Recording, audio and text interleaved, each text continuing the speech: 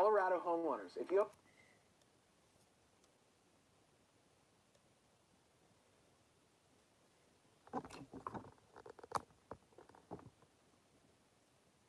What's up, people? How you guys doing tonight? I always get this weird spot up here, but hope you guys are doing well tonight. I don't know if anybody's in here just yet, so I'm gonna just hang tight for a couple of minutes, wait for somebody to jump in, at least to the chat, and say what's up before we get to talking about swim baits. But if you guys are watching this on the replay, hope you're doing well. To those of you who are hopping in here this evening, hope you are doing well. Also, Riley, doing pretty good, thank you. How about you? I have just been watching Kevin Baxter, the Bait Man, and Epic Eric doing their own live stream tonight. They're still streaming right now, so I'm a little bit late compared to when would be typical for me, but decided to hop in, talk about swim baiting for a short period of time, just see if anybody wants to hop in here and hang out for a little bit. I've got 2 swim bait setups that I want to mention, as well as maybe a dozen or so swim baits that that are kind of in that mid-size range. So we're talking bigger than 4 or 5 inches, but smaller than 8 inches. Anywhere in that, say, 1.5 to 3.5 ounce range. I did post on Instagram the other day mentioning what I think is one of the best budget swim bait setups, in my opinion. It's what I own and would highly recommend. So I'm going to go ahead and show this here in a minute, but looks like it's just you, Riley, and maybe one other person in here hanging out at the moment. Maybe 2 at this point. Guys, do me a quick favor, hit that thumbs up button while we're waiting for a couple more people to hop in. I'll let you know that I am sipping on a little bit of bourbon, and then I've got a Dr. Pepper to follow up, depending on how long we're on here. So I'm just going to talk about swim baits for the most part. If you guys have any specific questions otherwise, though, feel free to throw them at me, and we can talk about whatever you want. But basically, the idea is to talk about swim baits, and that's what we're going to do.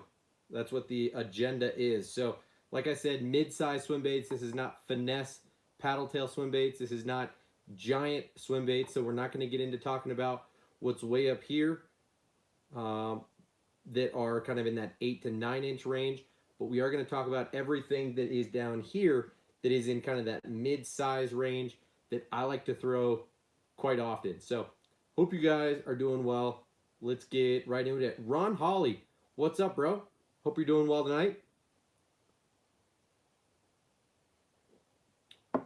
We're just a couple minutes in, and I figure it's best to just dive right in case a lot of people are hopping in on the replay and don't necessarily have the patience to wait around and might be more likely to skip. So here is the setup that I posted on Instagram and that I would highly recommend that you all check out. I will leave links in the description to this YouTube video after we finish streaming so that you guys can hop on Discount Tackle, check out any or all of this stuff.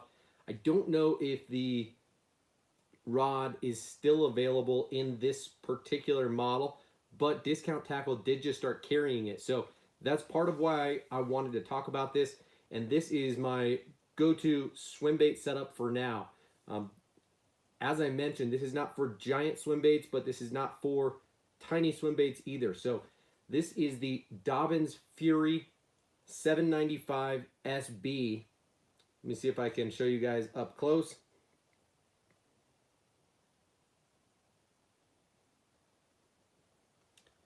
And as you'll see here, Dobyns rates this from, I believe, 1 to 5 ounces. This is a medium heavy fast action rod, 7 foot 9 inches, as you would expect given the number there. It is a 5 power rod, medium heavy, and they say that it's good for swim baits, glide baits, umbrella rigs, etc. So I've got it paired up here with a Daiwa Tatula 200 size reel. So not necessarily as big as a lot of people would typically throw for swim baits, but I don't think that's entirely necessary. The biggest thing for swim bait reels is the size of the spool. So I can still throw 115, 120 yards of 65-pound braid here. This is Power Pro Super 8 Slick V2 braid in the aqua green color, and I've got that tied to a 20-pound Seaguar InvisX leader, fluorocarbon leader, and it has gotten a little bit short. Right now it's probably just sitting at 5 or 6 feet, just goes up to about my top guide. So typically I would throw a slightly longer leader there, and on here I've got the Storm Arashi glide bait.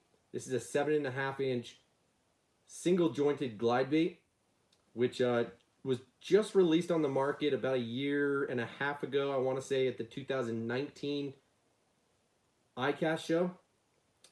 Brandon Palaniuk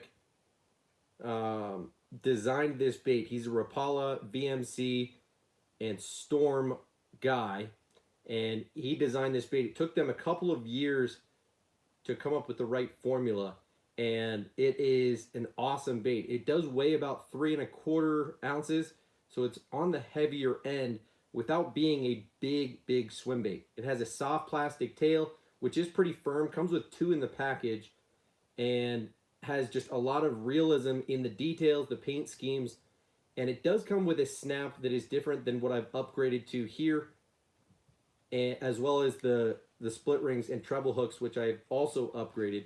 But the main thing that makes this bait unique is the fact that it has swiveling hook hangers. So this is not necessarily typical for swim baits of this size, and especially this value.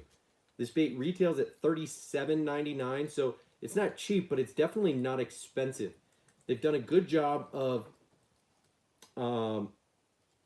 sanding down the joint, so it's got a pretty aggressive action on its own. This is a bait that you want to work more aggressively as is. So most of the time I'm not going to swim this bait in straight.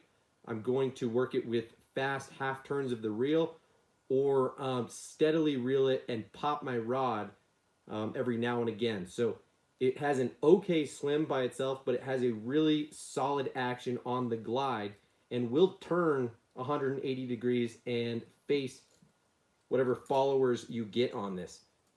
As is the case with most big swim baits, glide baits in particular, you are going to get a lot of fish to show themselves, but not necessarily commit to the bait. So that is a big part of what swim bait fishing is about, is just finding fish. And I absolutely love this bait for that. So as for the hardware that I've upgraded this bait to, I'm using a Spro Prime Snap in, I think, the size 3. It's like a 50-pound test snap here. And then as for the split rings and the treble hooks, I'm using Owners. So the split rings are size 4 hyperwire split rings, and the treble hooks are ST36 in the size 1/0. So that explains my entire setup. I've got the Dobyns Fury 795 swim bait rod, the Daiwa Tatula 200 size reel. So this reel is still small enough to be able to palm pretty well. Most swim bait setups would involve a 300 size reel, and I find that to be pretty large. So I do have a Shimano Tranx 300 reel that I will use for bigger baits, and I don't throw it as much. It's a heavier weight reel, and it's a lot to hold in the hand. So I like this Daiwa Tatula 200 a bit better for that reason. Now, it does have a 100 millimeter swept handle, which I like to have a bigger handle on a swim bait reel like this. I like to throw braid to a fluorocarbon leader personally, and then again, this rod is rated from 1 to 5 ounces, but I've found its sweet spot to be right in that, say, 2 to 3 ounce range. So this bait being 3¼ ounces, I find throws comfortably on the rod, but is starting to test the capabilities of the rod in terms of comfortability. If it were much heavier, if we were in the 4 or 5 ounce range, I think it would load up the rod too much to the point of feeling like it's almost too much, and you run the risk of snapping off if you're not underhanding the cast. So I like to be able to bomb my baits out there without having to worry about it. So as long as I've got the brakes and the spool tension knob set correctly, I feel comfortable throwing a 3 ounce lure like this just full speed and not worrying about backlashing or breaking off. So anyway, that is the gist of this main swim bait setup that I use. But I did want to mention that I also use my standard frogging and punching setup for smaller swim baits.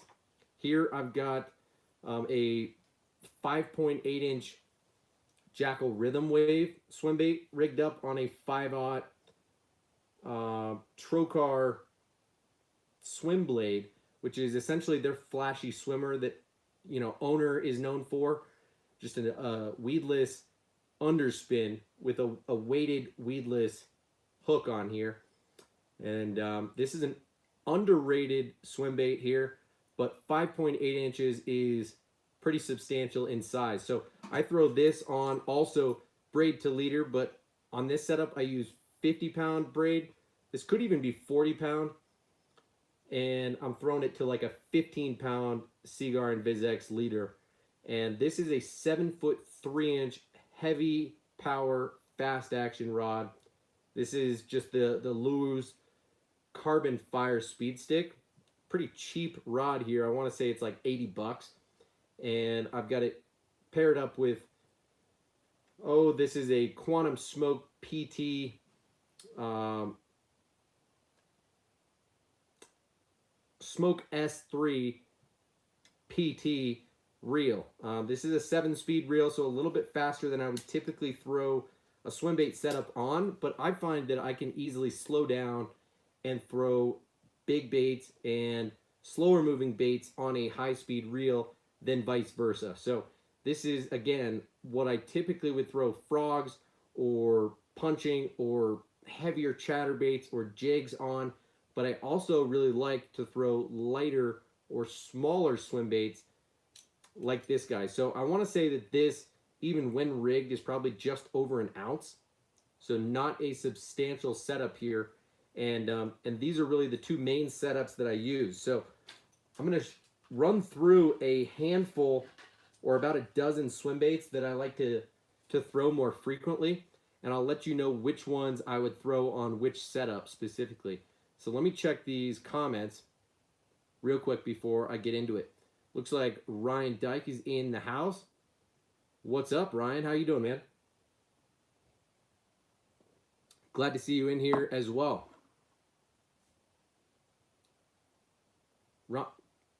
Ron says he flew in from Idaho tonight. Where'd you fly in, man? Are you on the East Coast yet, or are you in Idaho? I thought you were in California. Did you? Are you literally en route? Did you just make it to your destination? I thought you were going East Coast, like Maine, if I'm not mistaken. Either way, I wish you safe travels. I hope everything is going well with you, dude. So let's talk hard baits and then move on to soft baits, because there's a few more soft baits that I throw. Hard baits I'm still relatively new to in this past year or two, and I've really just kind of upgraded my setup to this Dobbins Fury 795 swim bait rod. So I also have another color of the Storm Arashi Glide. This is the Oikawa Mesu, I believe it's called, which is a Japanese term. I don't even know what it stands for, but this is a pretty standard color in a number of different lure manufacturers. I've upgraded the hardware to the same exact stuff. The Hyperwire split rings in the size 4 and the ST36 trebles in the 1/0. So again, great glide bait, especially for the value. You know, 38 bucks is not cheap, but certainly not even close to what you could spend for other lures in its class, especially when you factor in the swiveling hook hangers that totally remove the leverage that fish have once they're hooked. So again, 3¼ ounces, 7½ inches. That is really the biggest bait that I throw on that setup. Next down from that is the Savage Gear Shine Glide.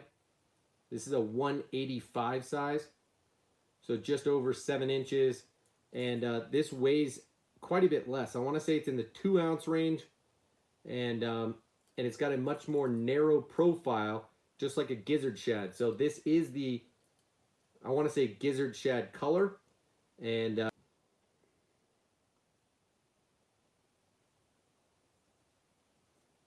sorry about that, guys. I was just receiving a phone call, and that got in the way of this stream. So I hope everything's okay.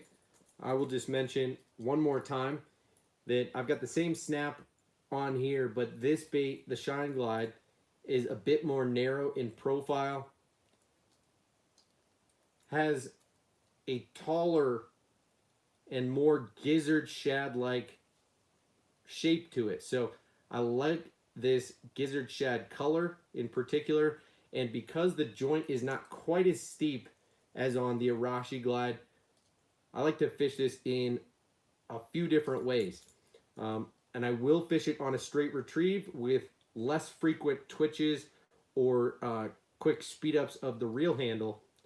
But I like the realism, the paint, and quite honestly, this bait is an incredible value. I want to say on Discount Tackle, you can get this thing for like 20 bucks. It retails for 25 or more, and you can get it for like 20 bucks or less on Discount Tackle. So definitely worth a look if you haven't already tried that one.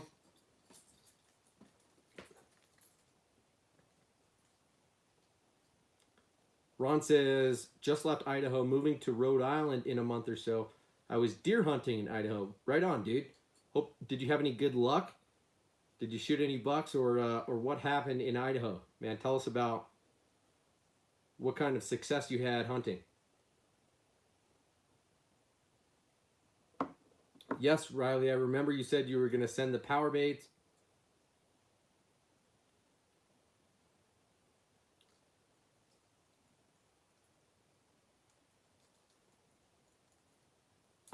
No, I have not gotten the Curve 55 just yet, but as I said, I've got a few in my cart right now.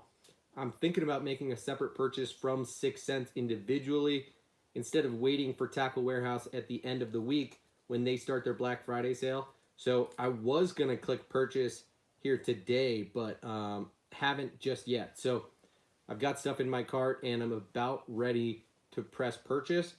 So what color are you talking about? You said Craw Bomb.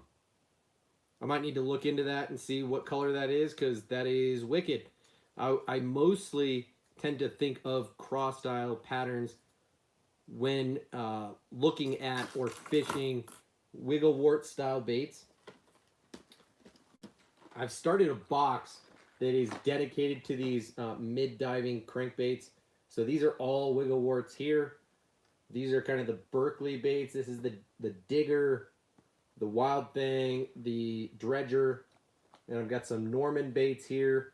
This is the deep little end and the middle end, and these are the Strike King 1.5 deep square bills. But I'm looking to add a couple more mid-diving crankbaits to my lineup here during the Black Friday sale. So I appreciate you offering that up. Brian Waterman in the building. What's up, dude? Ron says he caught a 4x4 150-pound buck on Friday morning. Good for you, man. I wish I knew what 4x4 meant. Is that an 8-point buck? Or is that a 4-point buck? I assume 8? 4 on each side. Okay, next, guys. This is the River to Sea S-Waver 168. And this is a classic bait that is recommended by Tactical Bassin and a number of other channels on YouTube, and just a great all-around entry-level swim bait. This thing is 6 inches and change at 168. I want to say it's like 6.5 inches. It weighs about 1.5 ounces. This thing is not too heavy. You could even throw this on the 7.3 heavy that I showed you guys. Don't have to throw this on a dedicated swim bait setup. This comes stock with a joint that is not filed down very much. A lot of people like to file down these joints on their own to make the action a bit more aggressive as is. But I tend to fish these stock. I leave the hardware on. I just sometimes will use this snap. It's the same snap. I've put it on a lot of these baits in my box, but ordinarily I'm going to have the snap tied on and I'm just going to pull off the bait and throw on a different one. So anyway, I've got this in 2 colors that I fish pretty frequently. This is a, they call it light rainbow trout, I believe. And this is just the yellow perch. So great all around, easy to fish glide baits. And then this one is a newer one on the market as of last year, I want to say. And this is the Chase Baits Prop Duster. This bait comes in a couple of different sizes. I want to say this is the smaller version. This is just like a 5.5 inch bluegill profile, bluegill pattern. And what makes this bait unique, as you can tell, is this blade that's like a buzz bait right in the center of the bait. I don't know. It's interesting. There's a lot of realism when it comes to the profile, the fins, the tail, and in general, I think this bait is well made. It's got a little bit of a rattle in it, and I really quite like the action on it. As you can see, the joint is a bit steeper on this guy than like the S-Waver or the Shine Glide, and this thing is pretty reasonably sized at just like 5.25 inches. I want to say it weighs right at about 1 ounce, and you could throw this on a standard medium heavy rod. So you don't even need a heavy power rod to throw it on. And I went out and threw it mostly for fun to get to know it a little bit better a few weeks ago and had a great time with it. I got a couple followers but didn't get any to commit to it. So unfortunately I didn't catch any fish on it, but I really, really like the action and would recommend it for sure. Brian Waterman, be more specific. The Jackal Riser, is that a jerk bait? Tell me, remind me what kind of bait that is.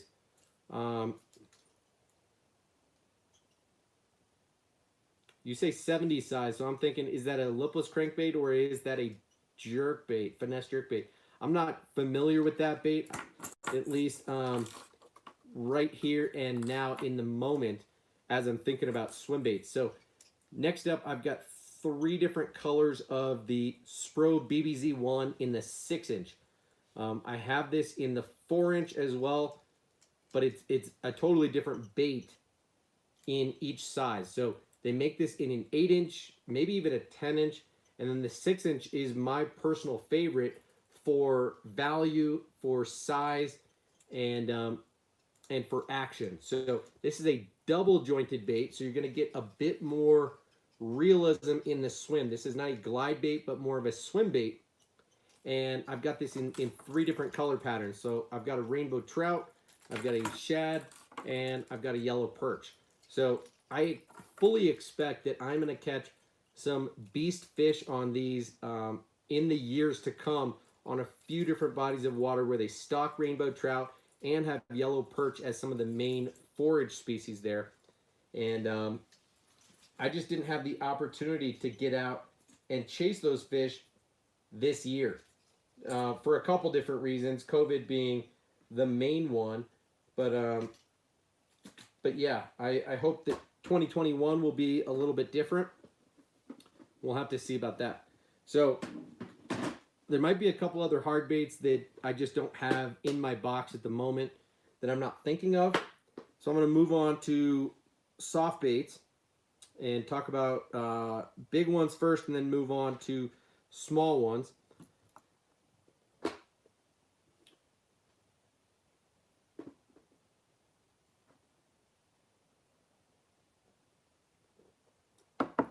Razman Games, what's the biggest trout you caught? I've caught a 29-inch rainbow trout, probably a little bit over 10 pounds. You can check my Instagram page for that. I posted a picture of it just a little over a month ago. Absolute beast of a rainbow trout. I've also caught a lot of brown trout in the, say, 25-inch range. But typically when I'm fishing for trout, I don't weigh my fish. You know, I practice catch and release with everything, but I'm much more comfortable weighing a bass than I am a trout. So anyway, I throw trout patterns to catch bass pretty frequently. I've got a couple Savage Gear swim baits here that I want to talk about. These are both line through swim baits, trout patterns. This one is the line through swim bait. It's double jointed, so has that natural swimming action and is like a ghost rainbow trout. Now, it is line through, so when you actually get a bite and set the hook, it is going to remove from the bait. And I like that quite a lot. Obviously, same deal as the swiveling hook hangers on those glide baits I just showed you.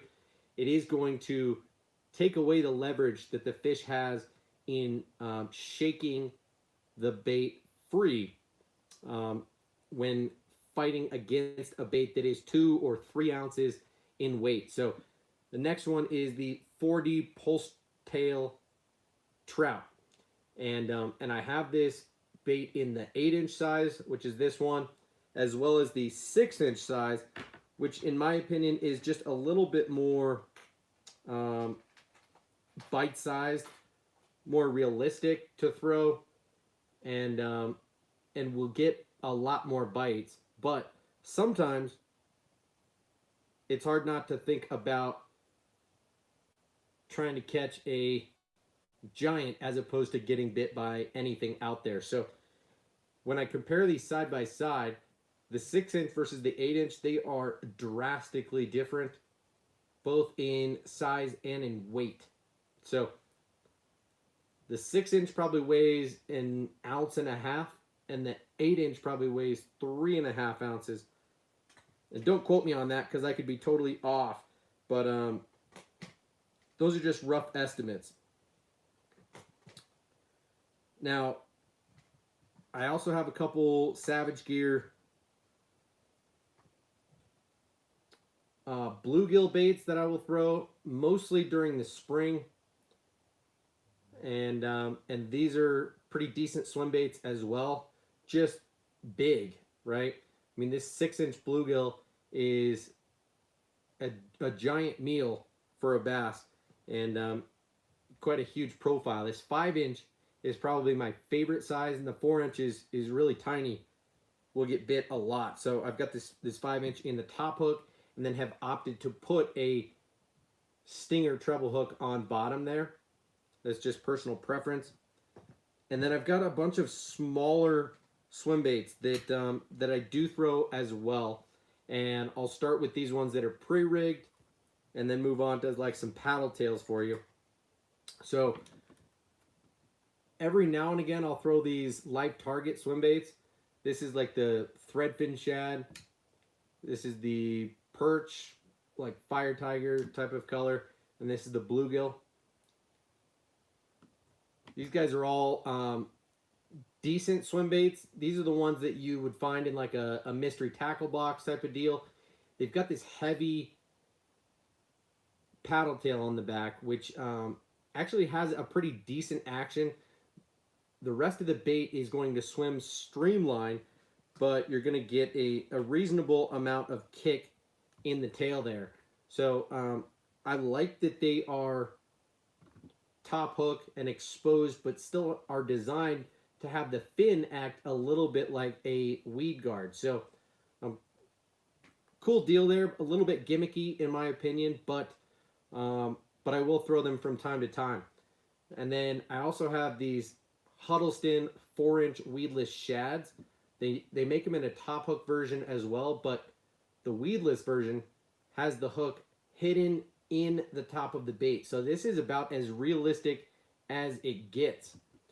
And when the fish bites, set the hook and you've got a 3/0 hook hidden right in the top of the bait. So hookup ratio on these things is remarkably high, but the durability is about what you would expect. You're only going to get a couple or a handful of fish on them if you're not using you know, some soft bait glue like Mend It or something of the sort to fix up your baits and extend the life of them as long as possible. Let me go ahead and respond to some of these comments before we move on.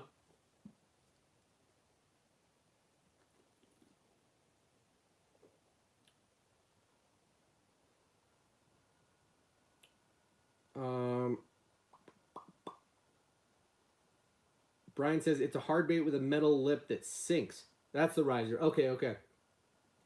It will rise when retrieved.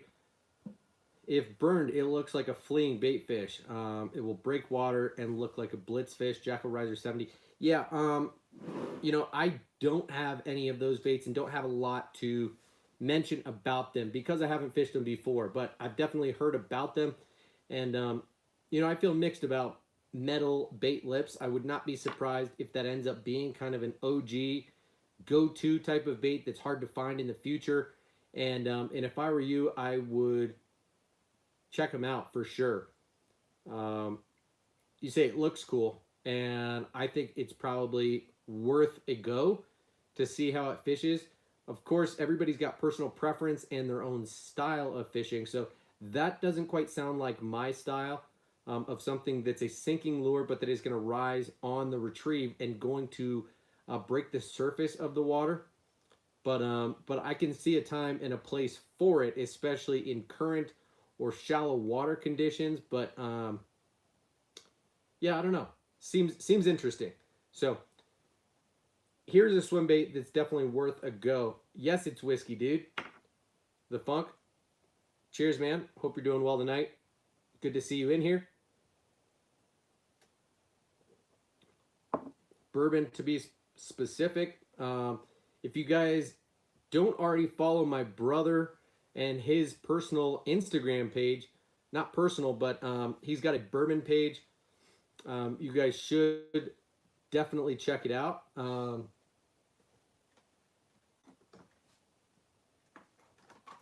And it is called Beneath the Char. You should be able to find it pretty easily. They've got a podcast and a pretty active Instagram page, personally. So go check them out at Beneath the Char, okay? If you're wanting to learn about bourbon, they're obsessed, just like I am, with baits and with fishing, so I would highly recommend that you check them out. It's my brother and one of his buddies who lives in Tennessee, and they've got a podcast where they interview distillers from the top distilleries all across the country, and they release a new episode every Wednesday that is anywhere from an hour to an hour and a half in length. They do live streams, and they post about 1 or 2 photos a day.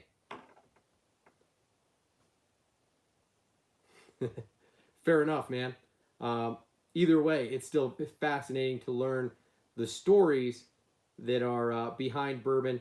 You know, the whole point of their page is feeling like bourbon is about experiencing it with other people, not just about the flavor, but about the history, about the camaraderie, about friendship, and about yeah, just experience. The bourbon industry is still relatively young and growing and evolving on a regular basis. So they've managed to get in touch with some really, really interesting people, including the master distiller over at Jim Beam just a few weeks ago. So go check them out, man. I want to talk about the Scottsboro Tackle paddle tail soft plastic swim baits. These guys are, dare I say, underrated? I don't know, because they're hand poured and they tend to sell out pretty quickly. both on their own website and on Tackle Warehouse because they're hand poured and they're made in small batches to a certain extent. If you follow them on social media, you'll see and be able to find their stuff pretty easily. But the sizes that I prefer are the 5-inch and the 6-inch. This is the 5-inch. Here I've got it rigged on, this is a Strike King Squadron head. I would also throw it on like the 6 Sense Divine Swimbait head, something like this, or I know I've got a few of them hanging around, the bigger ones, but this is just a straight lead head. I want to say it's like a 4/0 hook on this 5-inch Swimbait.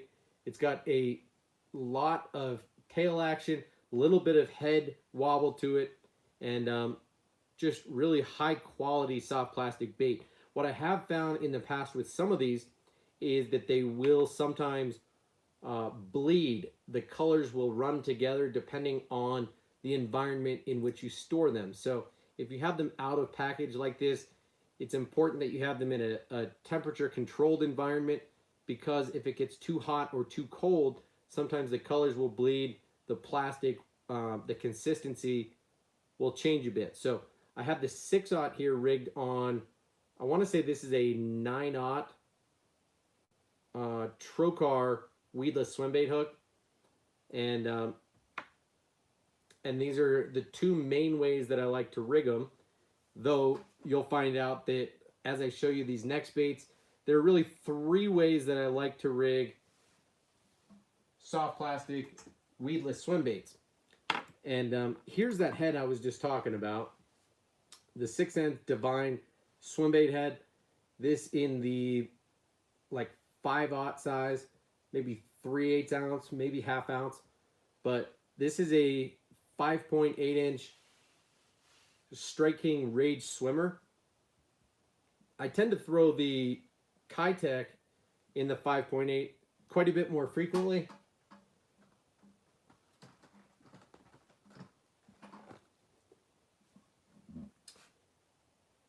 I mean, this Kitech has been on the market for a long time in the 5.8, the 6.8, even the 7.8, but the Rage Swimmer just released the 5.8-inch size as their largest this past year. So I did pick up a couple packs, this in the electric shad color, and I like it. So I've got really the same exact rigging here in this like 3/8 or ½ ounce size, about a 4 5/0 hook specifically, and I really like the look of it here when you chop off about a 1/4 to 1/3 of an inch of the head, not the entire head, and then thread it on a swimbait hook here. It goes on there pretty naturally, and it gives you an excellent profile. So again, 5.8-inch swimbait on a roughly 3/8 or ½ ounce head. This thing's going to weigh about 1.5 ounces, and throw quite well on like that 7.3 heavy rod that I've got this Jackal Rhythm Wave rigged here on this weedless underspin. So that is really the third way that I like to rig these style swim baits. Here's the Kitech Swing Impact Fat in the 6.8.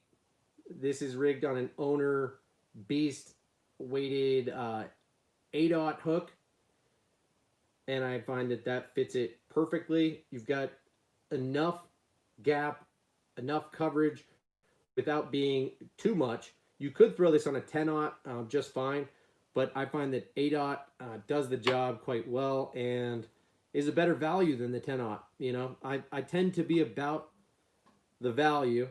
If you guys didn't already know, with me being a brand ambassador of Discount Tackle, I prefer to find a deal whenever possible. Dude, no big deal, the funk. I didn't think you were spamming, dude. No worries.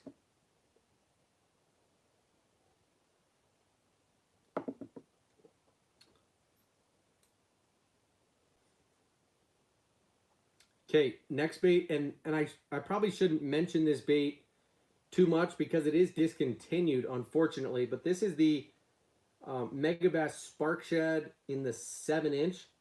Now, I will very quickly transition to the smaller size of this bait, but just to show you the two main ways that I like to rig a bait like this, especially this time of year. Just like you saw with the Kitech Swing Impact Fat in the 6.8, which is a lot more available, readily available on Discount Tackle, on Tackle Warehouse, kind of anywhere that you want to shop, you'll be able to find that bait. I've got it rigged the same way. This is the Owner Beast 8/0 on this Megabass Spark Shad in the 7-inch. And then here I've got it rigged on, this might be a 9/0 or it might be an 11/0, but this is the VMC bladed, underspin, weedless underspin, and I like that as well. So let's just move right on to what you can find more easily and all the time, and this is the 6-inch Megabass Magdraft Freestyle. The Magdraft has been out for a few years now and is known for having an internal harness and a weight system in the belly that includes a magnet. So a treble hook attaches to the belly of the bait and will come free pretty easily when a fish bites. The only disadvantage to it is that it has an exposed treble hook. So if you're fishing on bottom like you would frequently with a bait like this, it is prone to getting snagged up. So what I like to do is throw this bait, which a lot of people originally would take the harness out of the Magdraft and seal it back up and then rig it like so. And people still do that with the 8-inch and the 10-inch because there is no freestyle version of the 8 or 10-inch of the Magdraft. But this Magdraft Freestyle was released, I want to say, in 2019 and is super versatile because you could chop the head off and rig this on, a 6-cents Divine Swimbait head, just like I've got this 5.8-inch Rage Swimmer. And you just have a slightly bigger profile, more realistic profile, and a more subtle kick from this Magdraft Freestyle. You get a little bit more head movement out of the Magdraft than you do out of a standard paddle tail swim bait. But in my opinion, this thing excels when rigged weedless. You could rig this thing like a line through if you wanted to. So there are endless possibilities of how to rig it. But these are my two favorite ways. This is the Owner Beast 6/0, and this is the Trocar Swim Blade in the 5/0. And those are kind of my go-to, especially this time of year. Low and slow is the way to fish them. However, this bait is a sleeper, and in my opinion, does even better when swum extra slow in the water column. Take a look at the tail action in these baits side by side. This is that Magdraft Freestyle in this 6-inch, and this is the Spark Shad from Megabass in the 5-inch. So these are both Megabass soft plastic swim baits, paddle tails. However, side by side, the Magdraft almost stands up on its own. If you swim it too slow, it will have little to no action. So it is more of a medium speed retrieve. You can count it down to bottom, wait for it to hit bottom, and then reel it slow enough to keep it moving but stay just above the bottom, and it will do awesome like that. But this Spark Shad in the 5-inch has as much tail action or more than a Kitech Swing Impact Fat. So I absolutely love that about these baits. These are going to be my two wintertime swim baits that I throw, are the Kitech Swing Impact Fat and the Megabass Spark Shad. Now, the Spark Shad is only made in a 3, 4, 5-inch now, whereas the Swing Impact Fat is made in a 2/8, 3/3, 3/8, 4/3, 4/8, 5/8, 6/8, 7/8. So the Swing Impact Fat is kind of the OG on the market, but does not have the realistic profile or details that the Spark Shad does. The Spark Shad has the tail fin, the side fins, the eyes on it, and it's a bit, well, it's hard to say it's saltier, but it is saltier. It's even softer than the Swing Impact Fat. So those are like my go-tos for crawling on bottom in the wintertime. One other that I didn't mention that is worth a mention is the Optimum Baits Boom Boom swim baits. I've got both of these that are rigged up upstairs right now. Now I have this in all three sizes. They make a baby size, which is this 4.5 inch. This guy weighs just over a ½ ounce, so very reasonably sized. I like to throw this on just like the Owner Beast 4-aught hook. Then this 6 inch is the original Boom Boom swim bait, and it's quite a bit bigger. So 6 inches, it weighs 1.5 ounces, and is really best suited for like an 8-aught beast hook. And then they make a full size, what they call Papa Boom Boom, which I've got up top here, which is an 8 inch and weighs like 3.5 ounces by itself. So you throw, it's made for a 12-aught Owner Beast, and is an absolute beast of a bait. It would weigh well over 4 ounces when you throw on a hook, and I'm not even going to throw it on my 795 Dobbins. I would really need the Dobbins 806, so more like a 6 power, heavy power, fast action rod, more of a dedicated big swim bait setup in order to do right by that bait. But the Boom Boom swim bait was originally designed to be kind of a copycat of the Bass Pro Shops XPS Swimmer. So that was a bait that was discontinued mostly because it was inconsistent, did not swim consistently from bait to bait, and so it did not sell very well, but was kind of a hidden secret amongst pros. And so when it was discontinued, a bunch of pros, or I should say a handful of pros, bought them all up pretty quickly, and Fred Rumbanis was one of them. He's an Optimum Baits pro staff guy, and decided to create his own version of that bait, and that is the Optimum Boom Boom bait. So it's known for having a lot of head action in addition to tail, and just have a unique hunting action, just a different profile and action than most paddle tail swim baits that have much more tail kick and less head wag, and it's unique. So I definitely recommend that bait as well. But like is the case with the Magdraft, it's not a super slow crawl bait.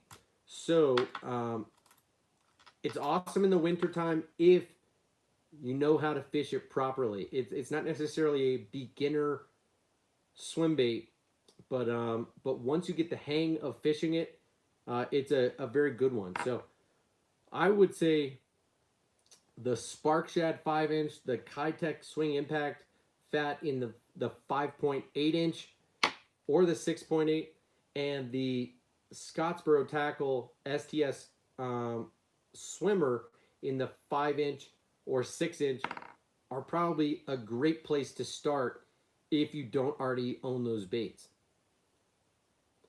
No problem, the Funk. Appreciate you hanging out. I don't know how long ago you left that comment, but hope you're doing well. Guys, there's 8 people in here right now, 7 thumbs up. Do me a quick favor and hit that thumbs up button, and leave a comment in the sidebar, because we've been hanging out for, I don't know, 45 minutes or so. I've now run through the vast majority of these baits and the two setups that I wanted to talk about, but I do want to answer any questions that you guys might have and hang out for a little bit longer before I dip out of here. I've got a couple things to show you and make you aware of that are off topic, that are not swim bait specific. So don't feel guilty, Brian, if you want to change the topic. I didn't talk about the Beast Coast Miyagi swimmer, which is definitely worth mentioning, and I would say fits into the category of the Magdraft Freestyle. This is the Miyagi swimmer, which is a 4.8-inch swim bait, has a deep belly cavity made for a weedless swim bait like the 6/0 Owner Beast. And this has a good amount of tail to it without being overwhelmingly so. So this is an all-season, all-around great bait, and I highly, highly recommend it. You get 3 to a pack, and I want to say that they retail at like $10 per. So very good value, right up there with the Magdraft Freestyle and the Kitech Swing Impact Fat in similar sizes. So check that one out too. This is the Beast Coast Miyagi swimmer.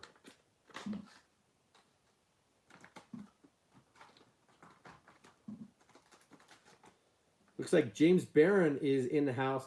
Do you have the Queen Tackle Chatterblades? Or no, he's asking, have the Queen Tackle Chatterblades been holding up with no problems?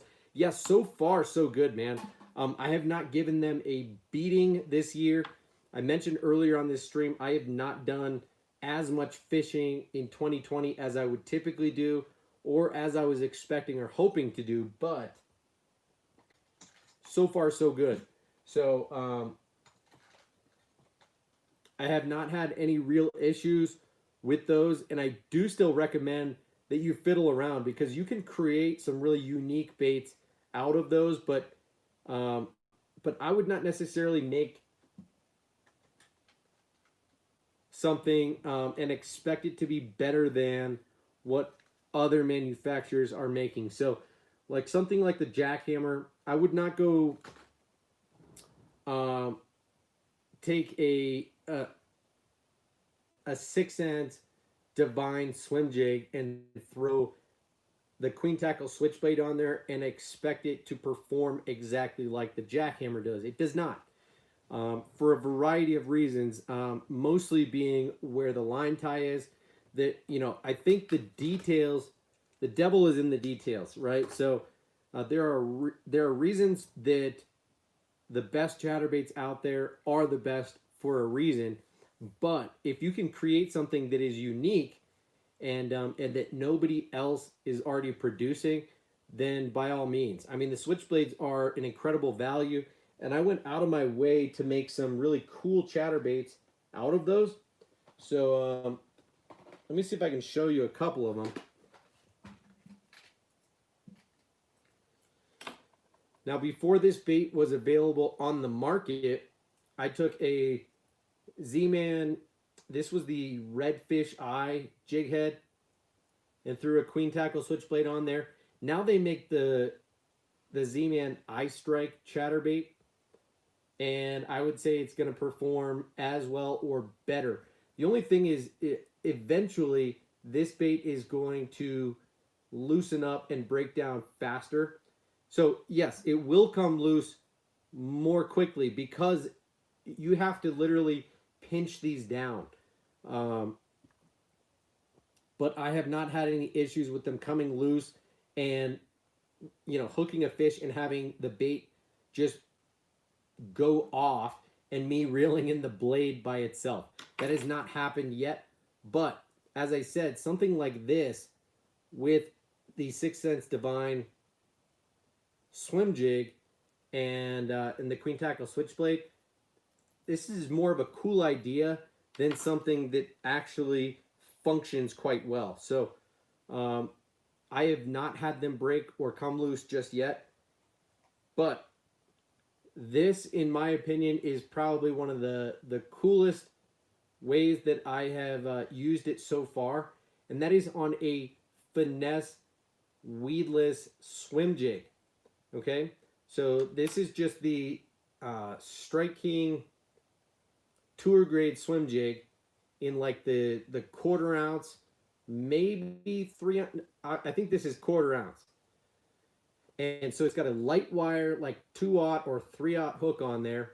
It's got a pretty light wire weed guard, but this is one of my favorite swim jigs on the market, especially for fishing shallow water. And I found that the action with the Queen Tackle Switchblade is remarkable. Very, very good, especially given where the line tie is. So it all depends. You kind of have to fiddle around with the switchblades to find the right application. And I think there are going to be a couple of scenarios where it really excels. So that's just me. In general, I think it's an awesome concept and something that, you know, ZMan hasn't been able to really chop down Queen Tackle for making the blades, because it's not a bait in itself. It's just a blade that you can attach to anything that you want. And so, you know, I've had some wild ideas of throwing that on a Ned rig, throwing it on a Tokyo rig, you know, things that really just don't actually work. But on like a swim jig with a weed guard, primo idea there. You know, you could throw it on a football jig and you're going to get something that doesn't really exist on the market already. You just have to have that vertical line tie in order for it to perform like you would want. So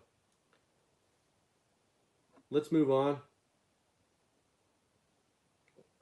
Gus says, what are your thoughts on a Shimano Calcutta B round bait cast reel paired with a St. Croix Mojo musky casting rod? Dude, I wish I had opinions on that, but I don't. I'm not much of a round reel guy myself. So, and I don't fish for musky very much either. That is something that I hope to get into in the future. There are a couple places here in the Denver metro area that have some pretty big muskie, especially tiger muskie. A body of water that I fish a handful of times per year and plan to fish more in the future.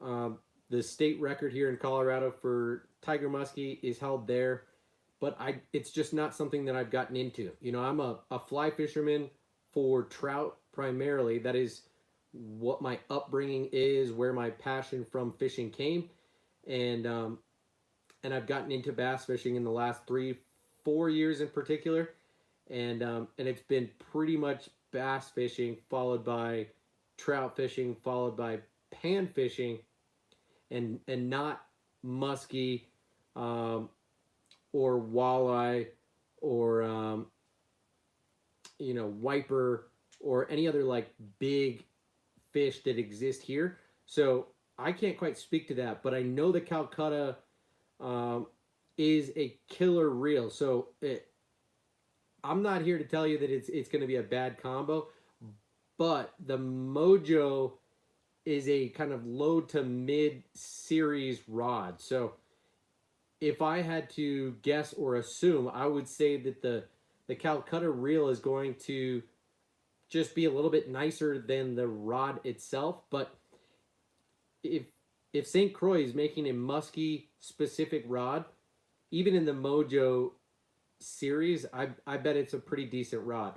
St. Croix makes good stuff, and they stand by their warranties. So, you know, I'm not gonna bash them by any means. I've got a couple of their rods, specifically on the spinning side of things. So I think St. Croix does awesome work, and I love that their stuff is built and stays here local in the U.S. So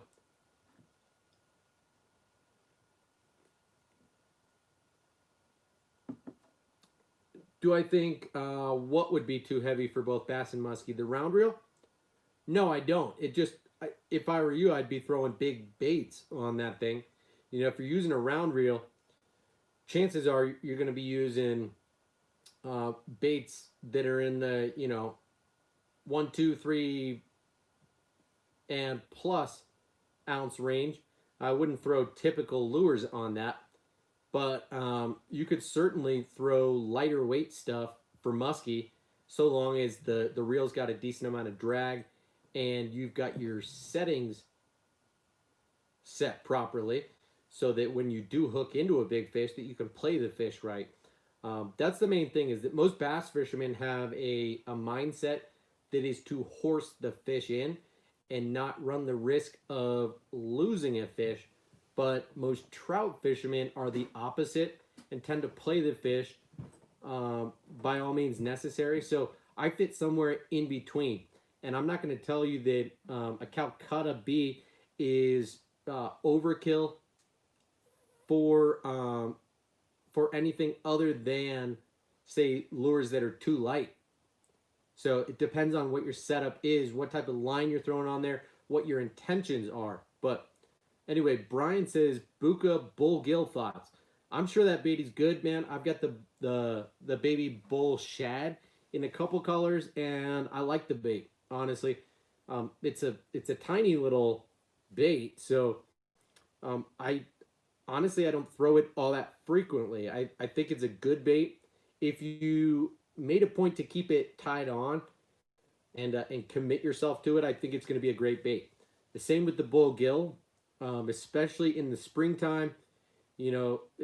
Before and during and after the spawn, bluegill profile baits are going to do better than shad profile baits. But a shad bait is going to be easier for a bass to wolf. That said, the baby bluegill does not look to be a very big bait either. So I think it's going to be good, but it's mostly just a tactic on both parties' ends to just try and sell more product, right? If I had to guess, I think the baby bull shad slowed down a little bit in sales, and they knew that if they released a new product that was similar, that they would sell a ton of them. And so far they have. There's been a lot of hype around the baby bluegill, and I'm not surprised to hear that it's selling well and doing well. It seems like a pretty similar bait to me, and I don't know if I'm going to get more than 1 or 2 of them before next year, but I might, pick up 1 or 2 of them. But that's about where I stand. I think it's pretty much the same bait as the baby bull shad, just a barely different profile. Ron says, is there a $25 bounty on browns in Colorado? No, I don't know what you're talking about, Ron. When you say bounty, what are you talking about, dude?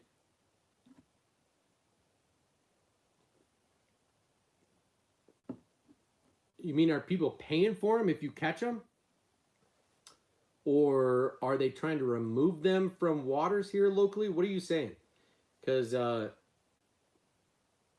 no. Brian says, what is on your Black Friday radar? Well, let me pull up. As I mentioned earlier in the stream, I've got 2 carts going, one on 6 cents, which their sale is already going on. So I've got, about 8 or 10 different baits from 6 cents in my cart right now that I'm probably going to buy later tonight, maybe tomorrow. I've got a few of the Movement 80X shallow diving crankbaits. I really like that bait, but really only have one of them that was sent to me from one of you guys. So I'm looking to pick up a couple more colors of that bait and eventually do a review of it. I've got 3 or 4 colors of the Curve 55 mid-diving, wiggle wart style crankbait. And I've got a few of the Crush Flat 75X, which is a flat-sided square bill crankbait, kind of in the shallow to medium diving. And I've got one of the Snatch 70X lipless crankbaits in my cart. I'll probably throw a couple soft plastics in there as well, but some 6 cents baits, maybe 50, 75 bucks worth are on my list. And then as for Tackle Warehouse, I've got, again, a bunch of crankbaits, to be honest with you. I've got a couple of the KVD flat side crankbaits in my cart right now. I don't know if I'm going to actually pull the trigger on those. I've got some Norman deep little N crankbaits in a color I've been eyeing. I've got some of the Boom Boom weedless Swimbaits that I showed you in both the, I think actually just, no, both the small and the regular size. Some of the Norman middle end crankbaits. So a lot of these baits that I showed you already, where I've got the, no, these are square bells.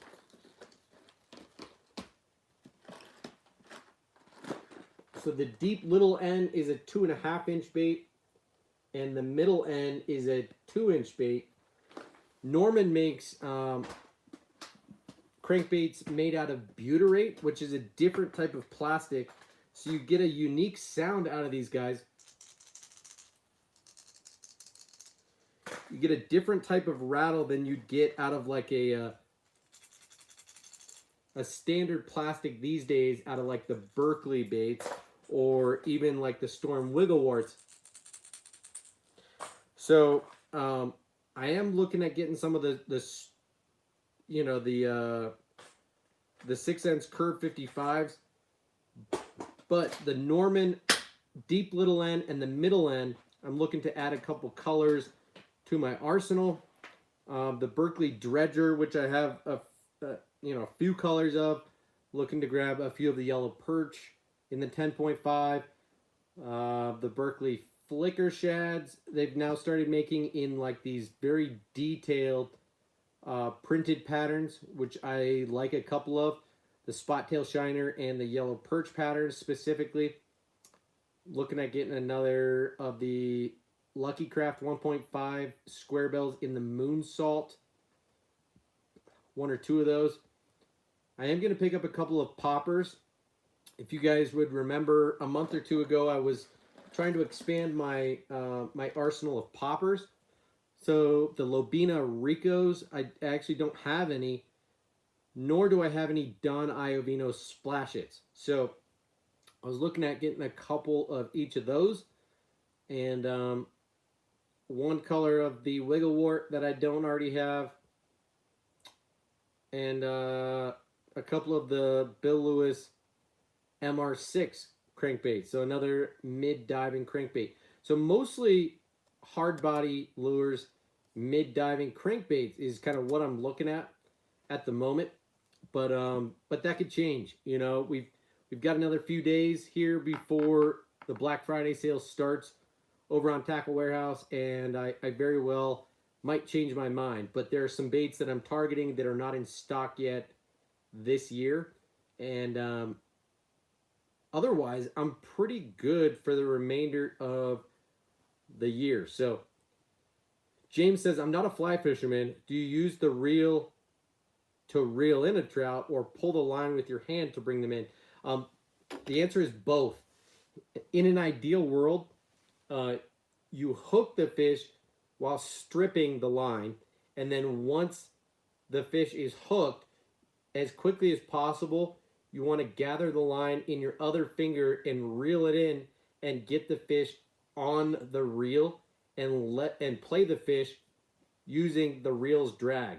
Because if you're not and you're playing the fish by hand, you are much more likely to lose the fish.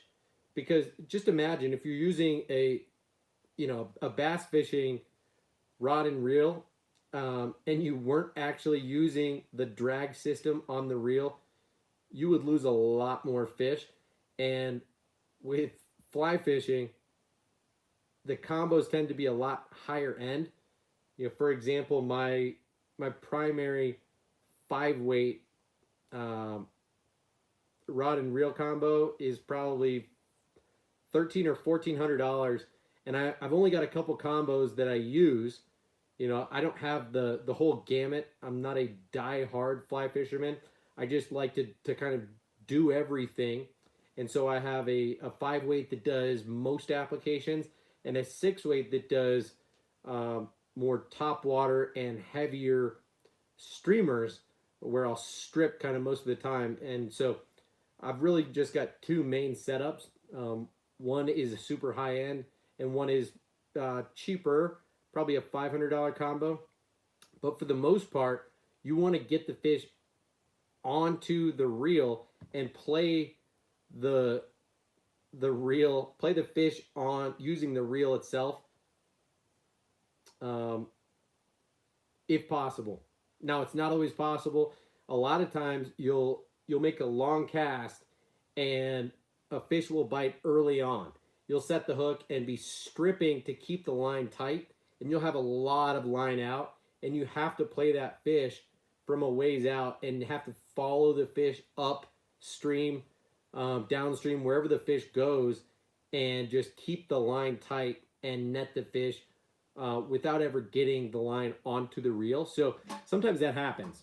In fact, probably some 30% of the time it happens. So that's just part of how the game goes. But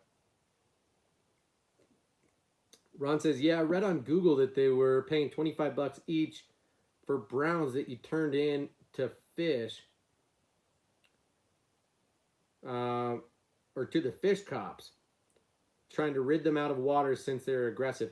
They are aggressive, but there are not many bodies of water here that are trying to get rid of brown trout, at least that I know of. So no, that bounty that you're referring to does not exist in any bodies of water that I fish. There are some places that encourage catch and keep when it comes to largemouth and smallmouth bass, but not trout. Here in Colorado, they are gung-ho when it comes to trout, and no, they stock trout of all types, and sure, brown trout tend to grow faster and prey on all types of fish, so there are bigger brown trout than any other species for the most part. If you're going to catch a big trout, it's usually going to be a brown, especially if you're throwing it on an artificial lure instead of a fly. But no, I have not come across or experienced the bounty myself. So, dude, the Funk, I didn't know you were still in here, bro. Serious question. What's a great first bait caster reel to buy? Corrado DC to alleviate backlash. Is there a cheaper alternative? I would not go with the Corrado DC myself. I think DC reels are a little bit, I don't know the right way to put it, but overhyped is one way to put it. Unnecessary is another way to put it. You know, personally, I like the Tatula SV series of reels from Daiwa if you're looking for a reel that is going to decrease your backlashes. Another option that you might be able to find cheaper is this Quantum Smoke S3. You know, I think this retailed for like $169 originally, but because KVD is not with Quantum anymore, you might be able to find this reel for cheaper. This has been an incredible reel for me since I bought it. And I've backlashed very, very few times, but in general, what you need to know is that backlashing has everything to do with the way that you set the reel and the way that you thumb the spool. So even on a DC reel or an SV spool or an MGL spool from Shimano or the Smoke S3 from from these guys, what you have to do is take ownership and control over the settings yourself. The best thing to do is to tighten up your brakes, loosen up the spool tension just barely enough to where the lure falls on its own, but is not plummeting to the ground. Because what you'll notice is if you've got that spool tension too loose, you'll see an overrun immediately if you just let your bait fall to the ground. So you want to have it tight enough to where when the bait hits the ground, you don't get an overrun. And you want to have the brakes tight enough to where you're not going to get maximum casting distance out of your reel, but you're not going to backlash either. So it's all about the way that you set up the reel. Quite frankly, it doesn't matter what reel you're using. So if I were you, I would target something like a Lew's LFS speed spool or a Shimano SLX. I wouldn't even go to the XLS or SLX XT or the Tatula 100. You know, these reels that are 129 bucks, you can stick in the $100 price range without going much over that and be totally fine without stooping to the level of something that is truly budget friendly and cheap, to the point of being crappy.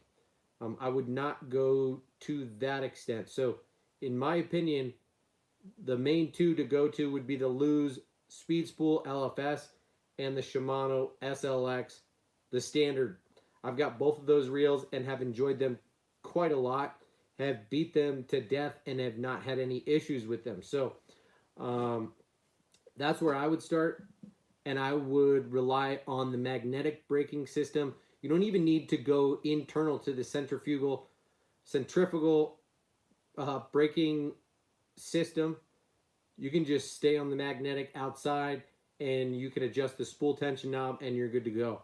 But play around, because you'll come to realize that as you get more aggressive and you loosen up those brakes and you start to loosen up the spool tension and you start to use your thumb more, that it becomes more about skill than anything else, and you'll get better and better at it, to where eventually you'll keep your brakes at, like, I don't know, a quarter to a half of what they're capable of, and you'll keep the spool tension pretty loose but not super loose, and you won't backlash very often at all. So just like anything else, you got to practice, man, and that's my 2 cents on it.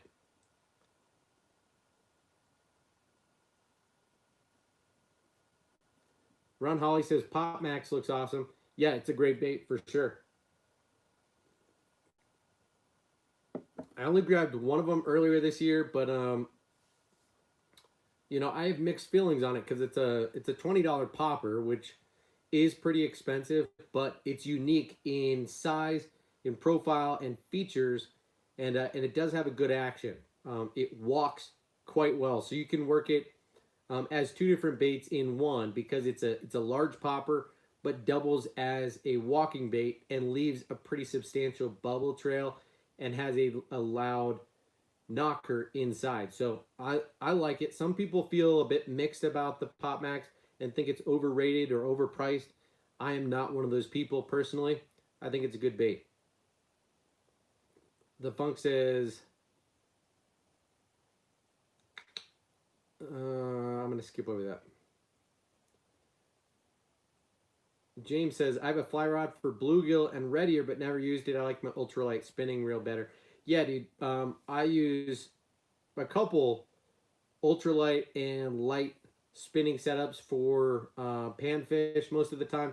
But if I'm fishing for trout, especially in streams or rivers, I will fly fish. Now, of course, there are still certain situations where it is super tight, where it's hard to make casts with a long fly rod, or if I'm fishing very still water, kind of pond-ish type of areas in stretches of river where there is not much current at all, where I do still much prefer an ultralight or light spinning setup. And I'll throw a wide variety of lures there. And I've talked about those more recently, I'm pretty sure. But that's another topic for another time, is just ultralight lures, from jerkbaits to crankbaits and topwaters, and even unique float and fly techniques that I like to throw for cold water fish, specifically trout, but also for panfish. So you might be right, James, about the Corrado DC having more line capacity, but I'm not sure about that either.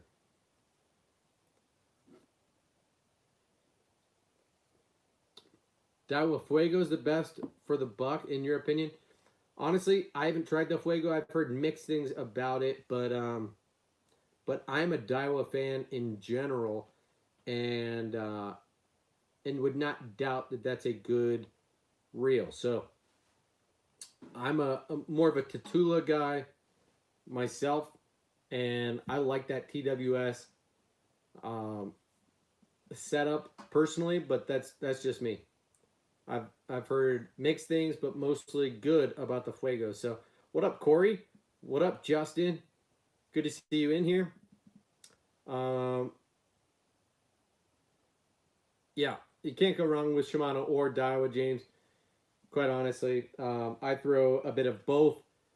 You know, I've got the SLX and the Tranks in bait casters, and I've got a few of their spinning reels as well, and then I've got a few Daiwa Tatulas, whether it's the 200 in the Swimbait reel that I showed you earlier, or the SV for my cranking setup, and I've got a few Lew's rods and reels as well. I actually like Lew's for the value, and I have not found them to break down as quickly as I would have thought, because they do feel a little bit cheap in the hand. They're super low profile in general, but pretty well made. I've not had any issues other than them starting to get a little bit loose on the thumb, the release bar a little bit on one or two of my reels, but it hasn't affected performance really at all. So anyway, guys, I gotta pee real quick. Give me just 2 minutes to come right back, and we'll hang out for a little bit longer before I bounce out of here. Think of any questions you can ask me. I'm going to show you a couple of things that I picked up the other day, and we'll wrap this up somewhat shortly. Let me pee.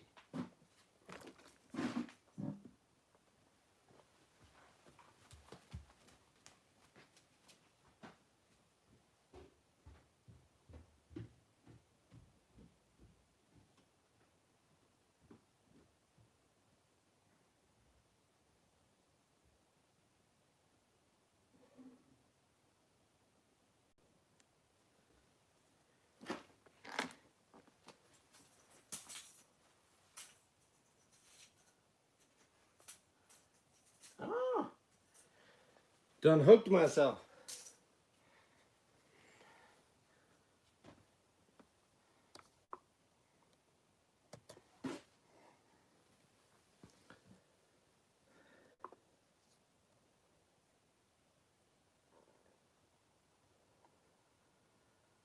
If you saw an error, hit the refresh button.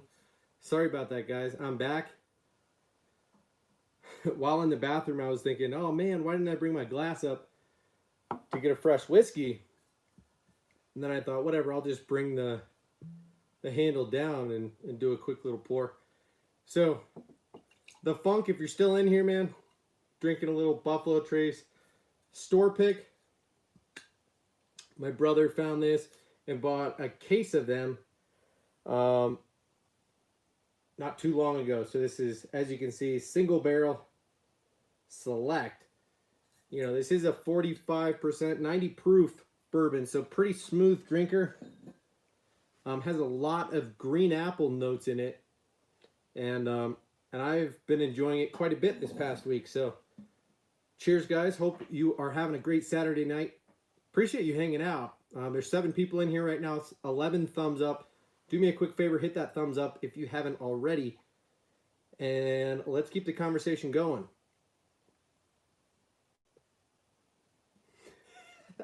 Ron says, think we need to chip in and buy him a leg bag. Dude, I'm not about to pee here in my bait room, bro.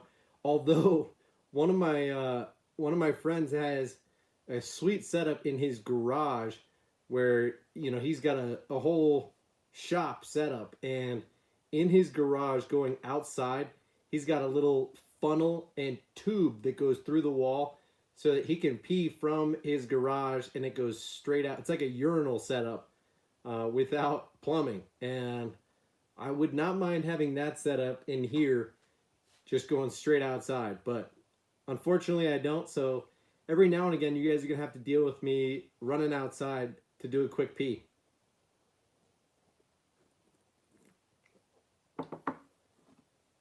I do have a Dr. Pepper can right here, James Barron.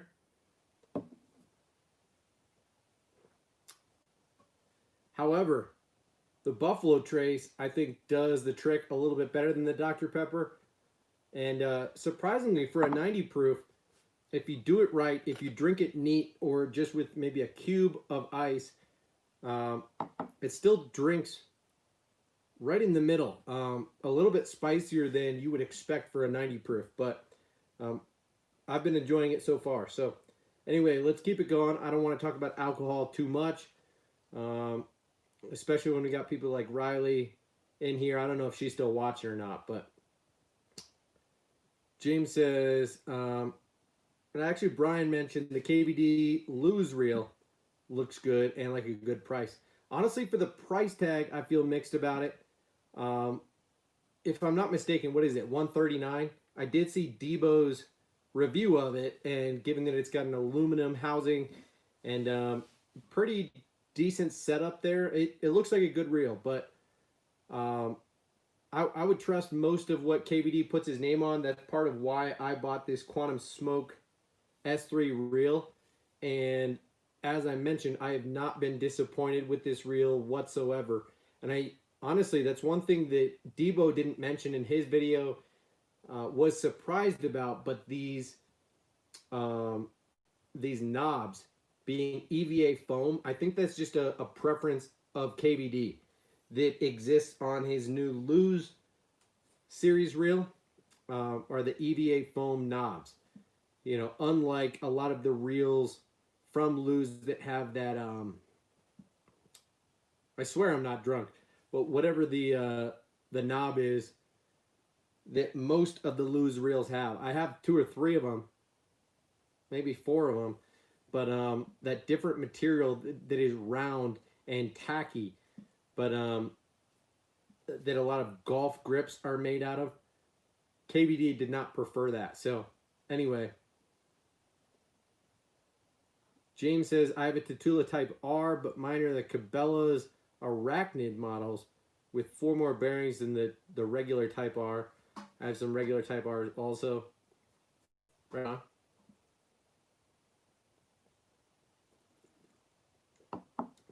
Jeez, James, you talking about me pissing in the Dr. Pepper can, man? I'm only like 40% of the way done, and I would not piss in a Coke can, dude. Like I would miss a lot, and I've got a mess here that you can't see on the ground. So I'm not trying to spray on my basement floor here and make a piss mess at all. If this was my garage, if I was outside and I cleaned this floor from time to time, it might be one thing, but hell no, dude, no way.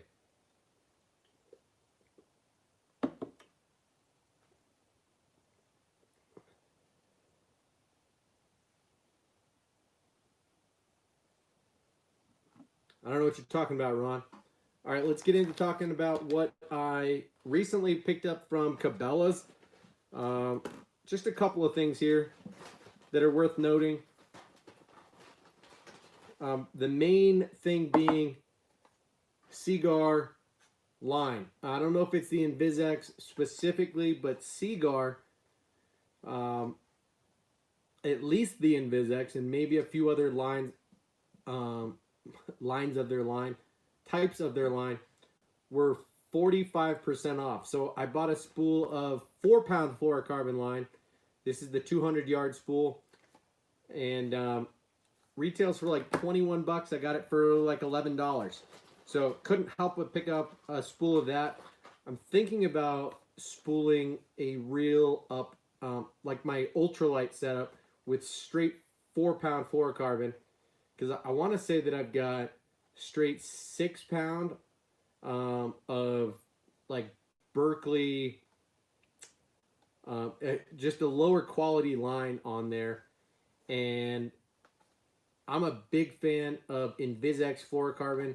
I think it's high quality line for a pretty good price.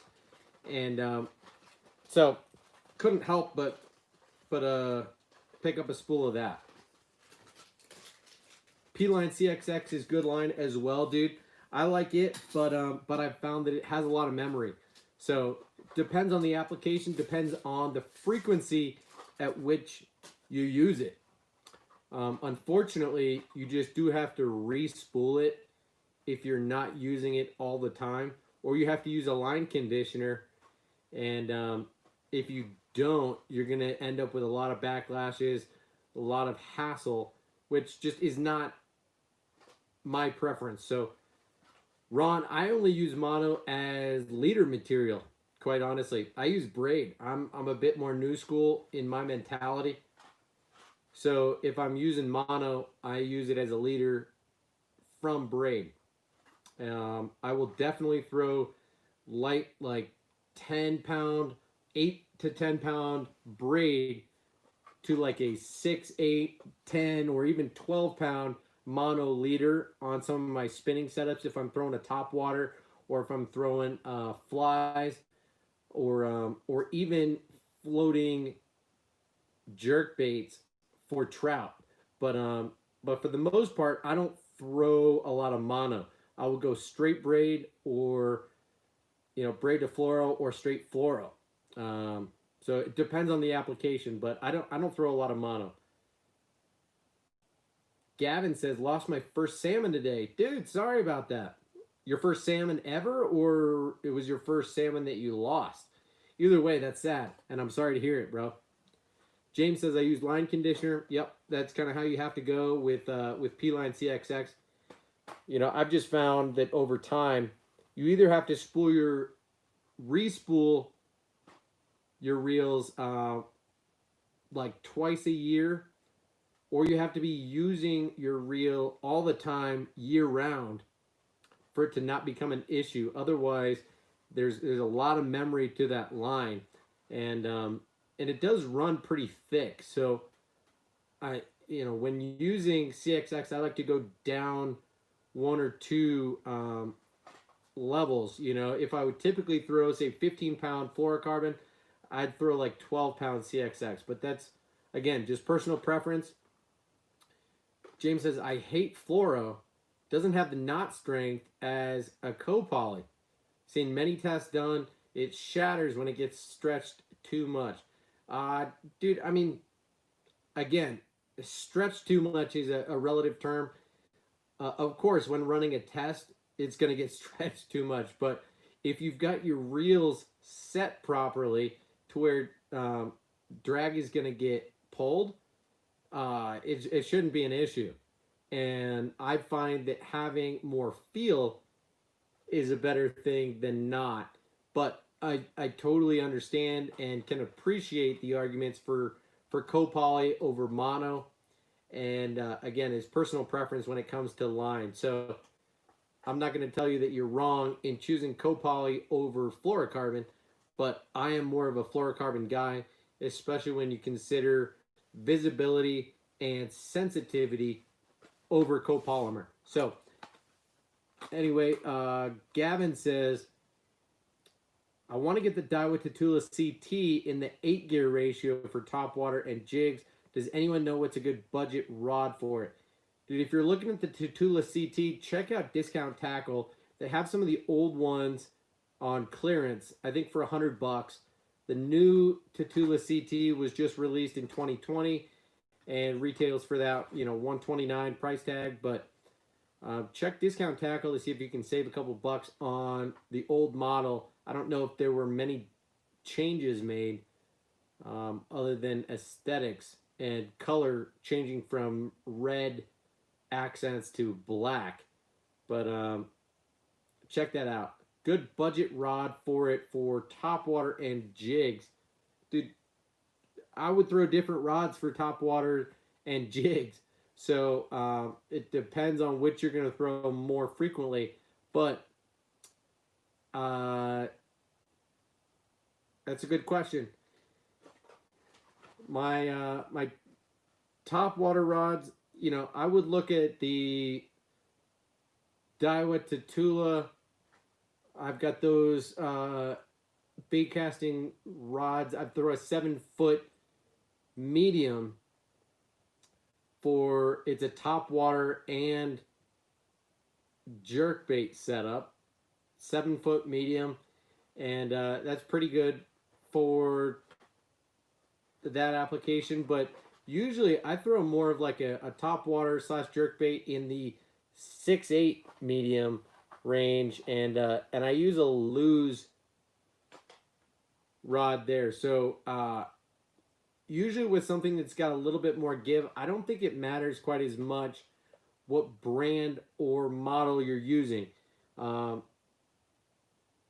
would just stick in this $100 price point range. You could use the Dobbins Fury, you could use the Shimano SLX, you could use a Lose, I forget what they would call that that model. And then, like I said, the die with the Tula, you'd be stepping up a little bit in terms of rod. So looks like I'm starting to miss out. Gavin says the only lure that I had that's close for salmon is a 99-cent inline spinner. I've got some inline spinners. I don't think any are 99 cents. Maybe a couple Walmart ones, actually.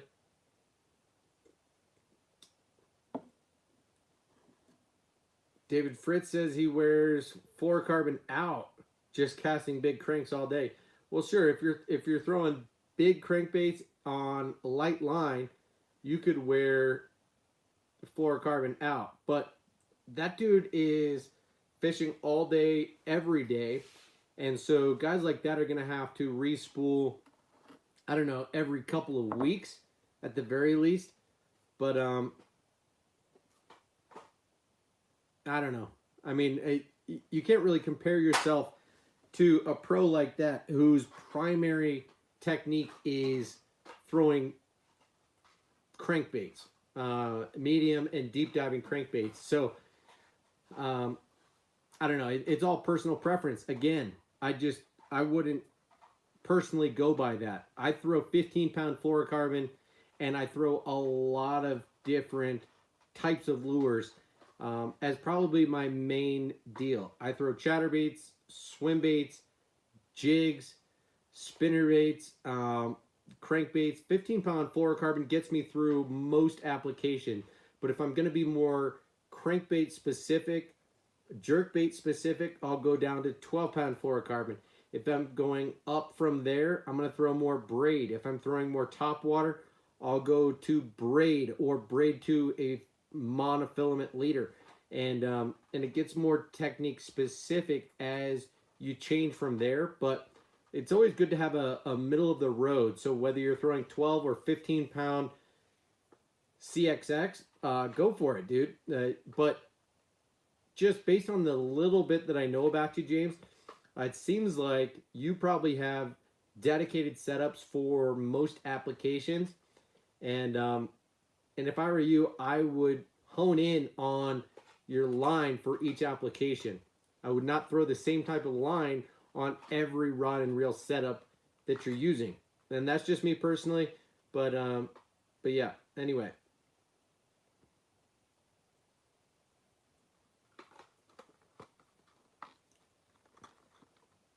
James, he says it doesn't last a day. Get out of here. I mean, what kind of stuff is he cranking? That's ridiculous. Okay, guys, I did pick up 2 more of the Strike King KVD 1.5 deep diving square bills. And the reason is that I didn't have these colors, and Cabela's and Bass Pro make a version of the 1.5 that is rattling, and it's hard to tell from in the package. So this is a chili craw, and this is a green gizzard shad, and I couldn't tell honestly because when you shake them in the package, of course the chili craw is silent. So this is a shiny red color, bright orange belly, and I wish this one had a rattle in it, but it's silent. And then vice versa, this green gizzard shad, which is one of my favorite all-around Strike King colors, I just have a feeling, has a rattle in it. So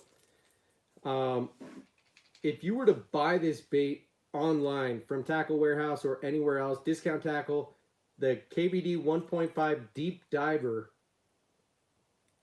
this bait is going to be silent. However, Bass Pro and Cabela's make a rattling version of the 1.5 square bill. And apparently that extends to the Deep Diver version as well. So, you know, I have a few of each, and I like the bait. So I decided to pick up a couple more. I think they're reasonably priced, not super affordable. This is a rattling blue chartreuse. This is a rattling natural shad. And then I've got a few of the silent ones, of course, in more bold patterns. So it's weird and goes kind of against common thought, but you can't tell by holding these in the package. When you shake them, you hear the split rings more than the rattle itself. So here, this is like a Delta Red and a chartreuse blackback. I've also got one in the brown crawdad color, all in the silent version. And I like the bait a lot. You know, it's not as tight of an action as the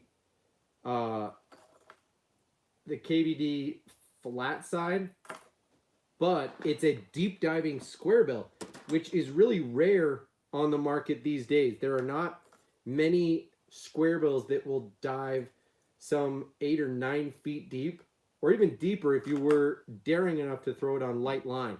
So I like this bait, and I've actually been surprisingly impressed with the fact that Strike King has upped the quality of their stock treble hooks to be something that does not need to be changed out straight out of the gate. They used to use these crappy VMC hooks that that you absolutely had to change out, and now they very well could still be VMC, but it's like they're chemically sharpened or just better in general, and they stick. You know, I've not had to sharpen them myself, nor have I had to change them out. There are certain baits that I will choose to switch to an EWG style hook on the front and leave the round bend on the back. But in general, I like the hooks well enough that I will leave them and not fiddle around too much.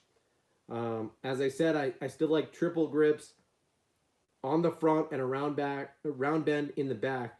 And that is more like an Epic Eric style approach, where if a fish is swatting or swiping at the bait, he's more likely to get the back hook, and if it's round bend, he's more likely to get stuck. If he's gonna wolf the bait, he'll get that front hook, and an extra wide gap is more likely to really pin him. So I think you get the best of both worlds by having an EWG in the front and a round bend in the back, but there are some situations where I will throw EWGs on both front and back.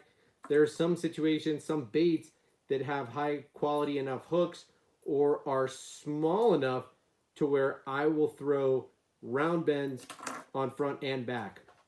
And sometimes if the hooks are good enough, I just won't fiddle with them at all. So that's all personal preference. Gavin says that green gizzard shad, yeah, wicked color, dude. As I mentioned, it's one of my favorite Strike King colors overall. I've got it in like, I don't know, a half a dozen or more different Strike King hard baits that they make. It's too bad Washington doesn't have shad. Our main bait fish is bluegill, perch, salmon, trout, minnows. It's not too bad that they don't have shad. Why is that too bad, man? Just because you like the green gizzard shad? Yeah, man, just throw bluegill or the fire tiger, more bold color patterns. Throw subtle trout patterns. You know, and honestly, minnow and shad patterns can be very similar in how they look. So don't overthink color because that's more something to catch fishermen more than it is fish. Uh, I would think more about the way that a color shines in the light or how bold it is in dirty water or transparent it is in clear water than the actual colors themselves. But that's, again, just personal preference. There's not a lot of shad here in Colorado. There's gizzard shad, but there's more shiners than there are shad when it comes to bait fish that are stocked. Then we get into yellow perch and bluegill and rainbow trout and a wide variety. So again, it's not that important, honestly. Ray, Kid Iraq in the building. What's up, dude? Buy 6 cents and never worry about hooks. That's a fact. Although sometimes I think their hooks can be almost too large, depending. You know, I would say the 6 cents Crush Flat 75X is an awesome bait, great action, super tight wiggle, but has hooks on it that are just slightly too big for its own good. I luckily have not lost those baits yet, but have hung them up a number of times and had to go retrieve them. I haven't had to go swimming, but I've had to pop them loose or use a lure retriever, and it's just a hassle. It's not fun when you're doing more retrieving the lure than catching fish or covering water. So that's one thing that 6 cents does well, but can sometimes be to its own detriment, is using awesome, sticky, sharp, large EWG style hooks. So like I said, sometimes I prefer to use an EWG in the front and a round bend in the back. I like kind of mid-sized, two larger hooks, but not oversized hooks. 6 cents does a good job of using the biggest hooks you can get away with. And sometimes I think that's too big still. You know, they don't always interfere with one another, but they can interfere with the action of the bait and get the bait hung up where I don't always think it's necessary. Sorry, James, I missed your comment. I crank with 30-pound Max Quattro. Damn, son. Small diameter to get depth. Oh, okay, braid. Sorry. Little water resistance. Fritz cranks 30-pound braid. Also, he has vids on Wire to Fish about floor breaking in a day. I might need to check that out, but I haven't seen that before, and in a day sounds a little bit overkill to me. I don't know how much water he's covering or what kind of situations he's in to where he's breaking down the line that much. And if he is, he should be retying more, personally. And I don't know nearly as much as David Fritz does, so it's not my place to say that, but geez, man, why is high-end fluorocarbon breaking in a day? It shouldn't be, and I just don't quite believe it. That's me. But Gus says, wow, what do you do to your hooks so they don't tangle? You make sure that they're not overlapping. I don't know quite how to answer that, dude. But you know, when you put the hooks back to back, you want to make sure that they are not tangling when they're rigged on. You know, the split ring, the hook, they need to be sized properly to where they don't actually tangle. And you know, it feels very straightforward for me to say that, but it is what it is. Every lure has its properly sized hooks, so you have to fiddle around with that and make sure that when one hook is back and the other hook is forward, that they're not able to just hang on to one another, that would be a telltale sign that they're too big, straight up. That was something that used to be a lot more clear back in the day. You know, is that hooks were oversized and something that you could just see. Whoops, that's not quite right.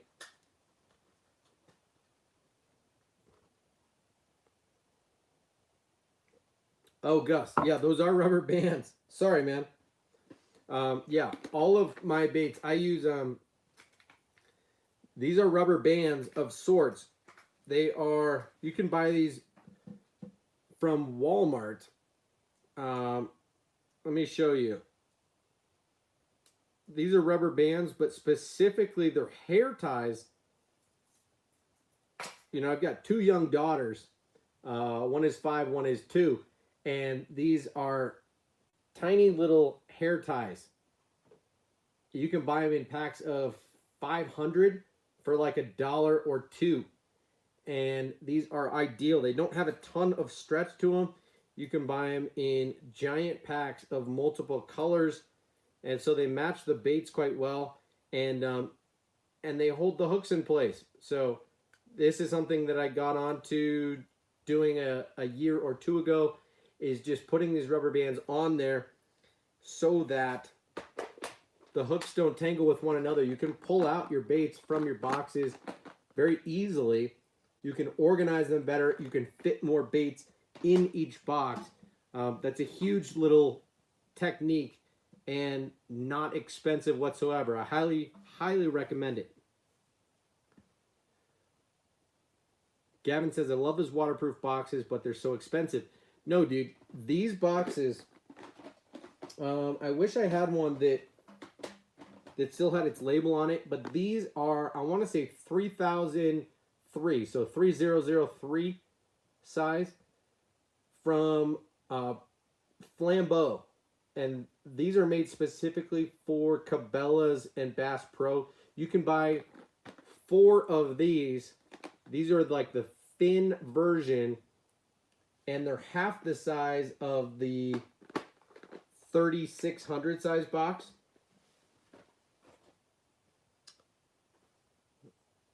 Gosh, where do I have a 3600?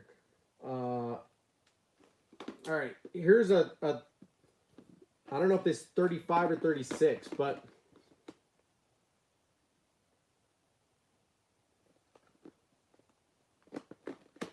this is approximately half of a 3600 size box. And a 3600 size box is like $4 a piece.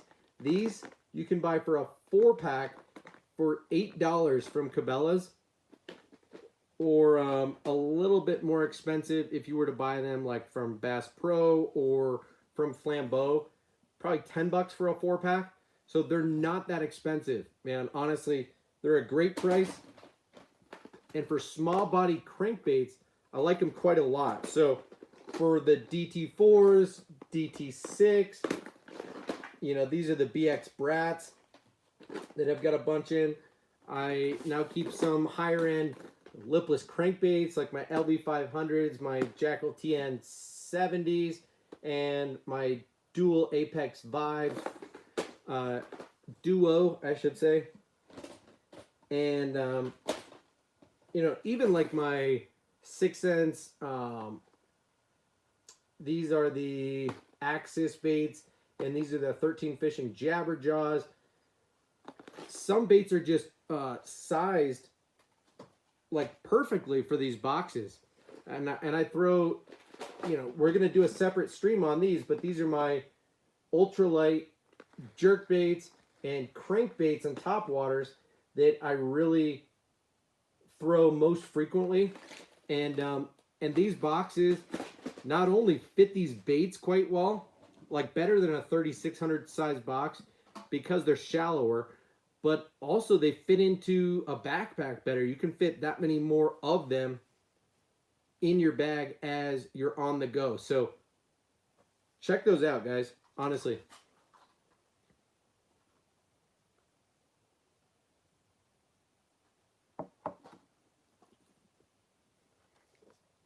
Looks like I'm behind on comments. My bad, guys.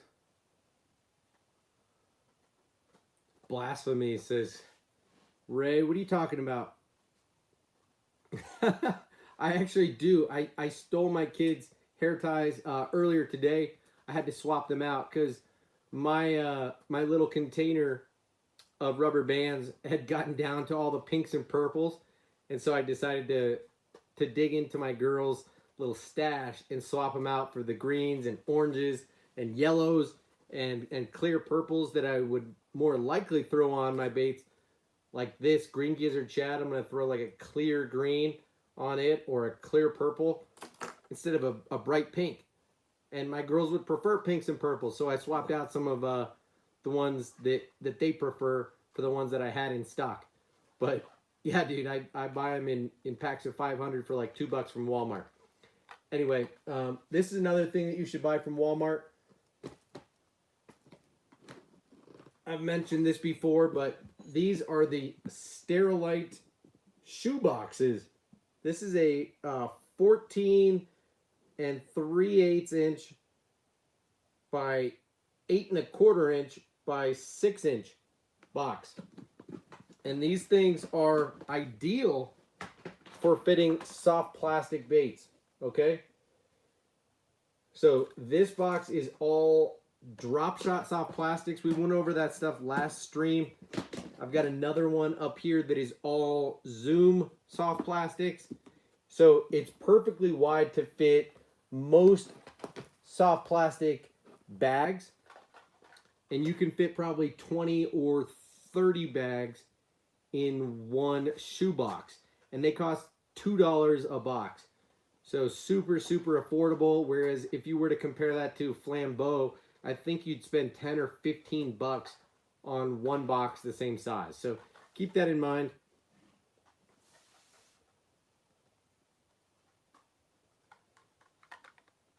Bassmasters Classic will be on my home lake, Ray Roberts, in March.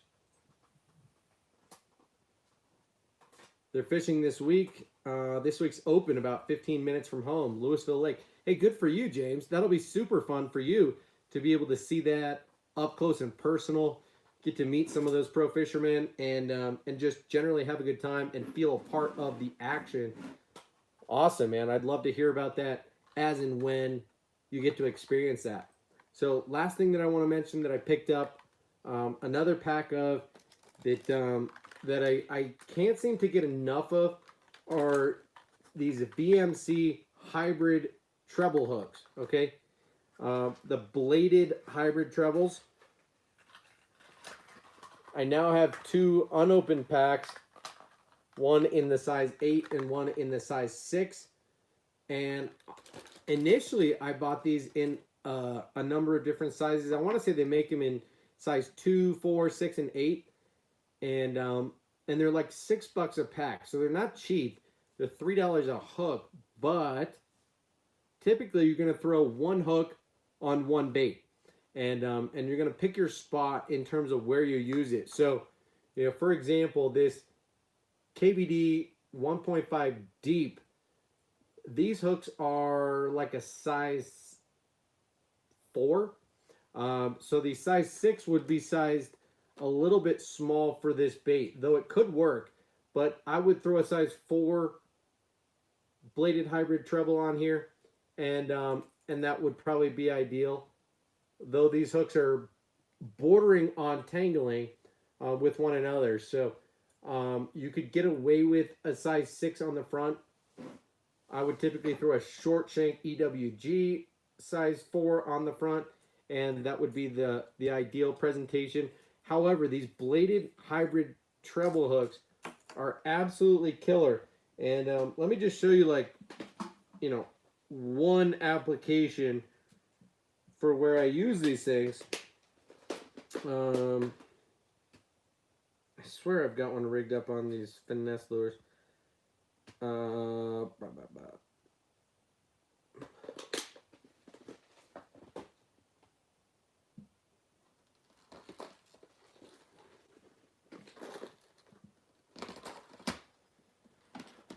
As I said, when I first got these, I used them a ton, but as of late, I haven't been using them as much. And that's more just because of their price tag and because I've lost track of which baits I've got them rigged on. But they work on pretty much everything.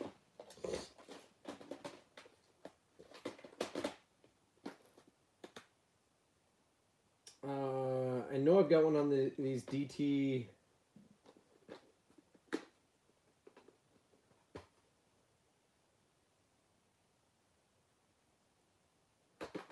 Maybe it's the DT4s.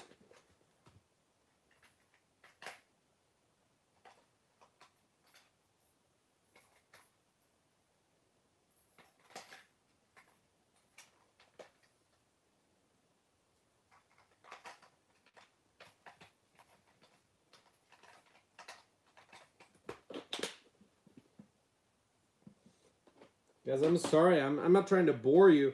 We're here toward the end of our time, and in here I'm just fiddling around with lures, not finding what you're looking for. But not that you're looking for it.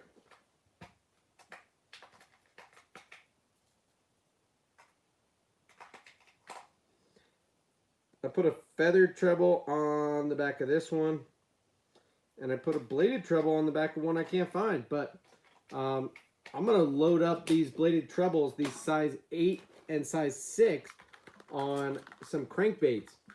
What I find is that it adds just ever so slightly amount of weight. So you want to use them on more buoyant baits. Some jerk baits they will work well on. Some balsa crankbaits they will work quite well on. But it adds a little bit of flash, especially on a straight retrieve or a stop and go type of retrieve. These hybrid bladed treble hooks are wicked. So definitely worth a look.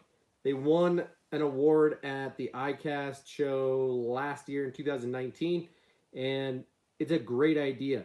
So it's got a swiveling blade on the bottom of the treble, and it works really well. So these are like a hybrid style, more round bend than EWG, but right in between the two. And I like it on the front hook more than on the rear, because with that flash, you're more likely to get a fish to swipe at it than to wolf it with that extra flash. So I like to throw it on the front and then catch them on the back with a round bend. And that's just personal preference. So I'd throw this size 6 on like a mid-diving, small-bodied crankbait, and the size 8 on like a small jerkbait, like say a Lucky Craft, Pointer 78, or even a Pointer 65, like one of these guys. So anyway, that's pretty much going to do it. Haven't seen any new comments other than James a little bit. He said those would be simple to make. Just slip the swivel over one hook and put onto a trailer keeper. That's true. So would not be that complicated to make. However, there, in my opinion, some things are worth making, some things are not worth making, and yeah, that might be worth looking into. I've now bought probably a half a dozen or 10 packs worth of these hybrid bladed trebles. And yeah, the Tokyo rig is another thing that I feel mixed about. Like a lot of people say, oh, the Tokyo rig is super simple to make on your own. And while I agree with that, and you could make them much cheaper if you made them in bulk, I prefer the convenience a lot of the time. So even though you might pay a little bit more for these hybrid bladed trebles, it's a convenience factor and functionality more than it is about cost. So you're going to get a little bit better quality, and a whole lot better convenience out of just buying them and paying a little bit more up front. But personal preference, and to each his own. Corey says, could you put them on the back of some blade baits so you could have two trebles and the willow blade? Yes, you could. Certainly. Now, most blade baits are going to have one treble, not two, if I'm not mistaken. But it depends on the bait, for sure. So, yes, I think that would be a great application, especially wintertime, smaller blade baits, throwing some of these smaller size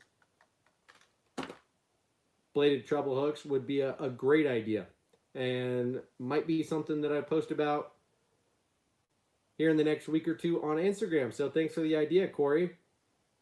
Yeah, dude, absolutely. It's just, I usually throw like War Eagle blade baits myself, and usually the ones that I buy, I don't switch out the treble hooks. Now, a lot of people make their own blade baits, and that would certainly be worth using these guys for, but he's going to up the cost of, the reason that guys make their own blade baits in the first place is because of cost. So those same guys are less likely to use these bladed hybrid treble hooks, and it is what it is. So Ray says, came to say I appreciate the last message you sent. Sorry it took me so long to get here to post this. Been a grind. I totally understand, and I appreciate you being here, Ray. It's been fun to see you in the chat tonight, and let's keep the conversation going offline. Either way, thank you for being here. I'm glad to hear that you're doing a little bit better, and you know, just know that you're not alone. We're all struggling here in 2020 for multiple reasons, not just fishing related, but mental health, physical health, and family issues too, man. It's been a weird year, and I think we're all looking forward to 2021 and beyond, and just things getting back to normal, if there is such a thing, and just a hope that we can get back to being healthy, I guess is probably the best word. So anyway, guys, I think I'm going to dip out of here. I'm going to finish the last sip of this whiskey. Thank you so much for hanging out tonight. I've been on here for 2 hours and change, and it's been fun. Thank you for your activity in the chat. Thank you for all 9 of you in here right now. Hit the thumbs up if you haven't already. I don't know who hit the thumbs down button, but oh well. Not a big deal. Thank you for hanging out. It's been fun. Leave any comments in the comment section, either in the chat right now or more appropriately in the chat after I hit end here. And have a great rest of your weekend. Go Broncos tomorrow. We're playing the Dolphins. I was supposed to go to the game, but unfortunately it just wasn't going to work out. With it being so close to Thanksgiving, with my wife being 6 months pregnant, etc., it's not quite worth the risk for me to expose myself to a lot of people that are not in my inner circle. We don't need to talk politics or COVID or comfort levels and any of that, but hope you guys are doing well. Tight lines. I'll see you in the next video. Talk to you soon. Cheers.